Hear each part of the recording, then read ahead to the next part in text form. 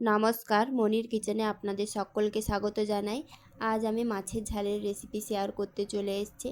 ভিডিওটি শেষ অবধি দেখতে থাকুন, নিশ্চয়ই ভালো লাগবে।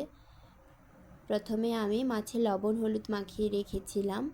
লবণ হলুদ মাখিয়ে রাখা মাছগুলো গরম তেলের মধ্যে লাল লাল করে ভেজে নেব।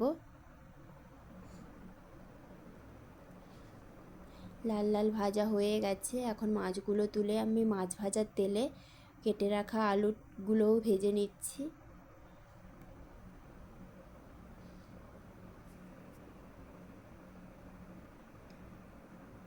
আলুগুলো লাল লাল করে ভেজে তুলে নিলাম। এখন আমি দিয়েছি তেল, তেলের মধ্যে শুকনো লঙ্কা, পাঁচফোড়ন, তেজপাতা সব দিয়ে দিলাম। পাঁচফোড়ন থেকে সুগন্ধ ছড়াচ্ছে। এখন দিয়ে দিয়েছি পেঁয়াজ বাটা,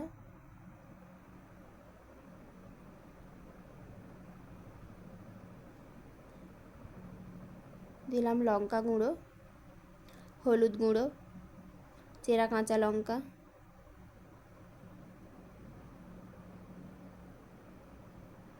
আদা বাটা, জিরে বাটা দিয়ে মশলাটা কষিয়ে নেব। এখন দিলাম টমেটো কুচি, দিয়ে সামান্য জল দিলাম যাতে মশলাটা না পুড়ে যায়।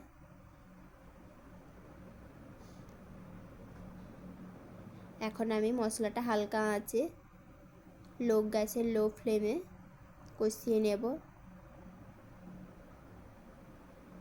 মশলাটা কষানো হয়ে গেলে মশলা থেকে তেল ছেড়ে যাবে, আর টমেটোগুলোও গলে গেছে প্রায়। এখন মশলা থেকে তেল ছেড়ে যাচ্ছে। দিয়ে দিচ্ছি সর্ষে বাটা।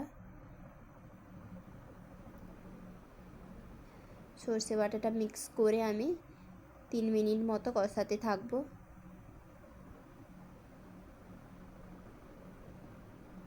কষানো হয়ে গেছে। এখন দিয়ে দিচ্ছি ভেজে রাখা আলু।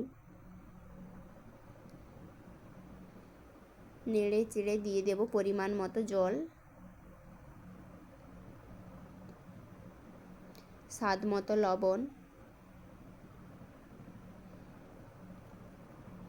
এভাবে ফুটতে থাকবে 5 মিনিট।